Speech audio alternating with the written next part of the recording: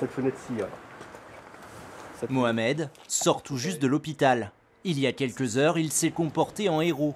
Cet agent du bailleur social Orne Habitat passait devant cet immeuble dont il assure l'entretien quand il fut alerté par des cris. J'ai vu un monsieur penché au niveau de son garde-corps.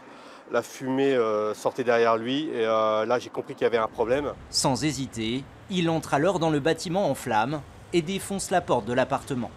Il y avait des flammes, ça crépitait dans tous les sens. Dès que vous rentrez à 10-20 cm, ça faisait 50 degrés, si ce n'est plus. Alors Mohamed redescend, attrape son escabeau et parvient à récupérer le jeune homme de 19 ans. Puis avec 2 autres personnes, il retourne dans le bâtiment et sauve 5 autres locataires.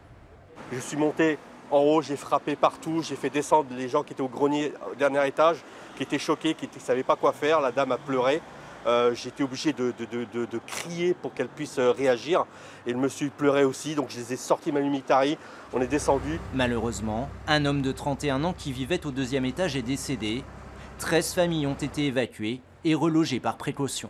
L'urgence, c'est que ce soit sécurisé pour qu'on n'ait pas des gens qui essaient de rentrer chez eux récupérer des choses ou d'autres personnes qui passeraient et qui pourraient se mettre en danger en rentrant dans les lieux. Une enquête a été ouverte. Selon nos informations, c'est une bougie et des produits ménagers inflammables qui auraient provoqué l'incendie.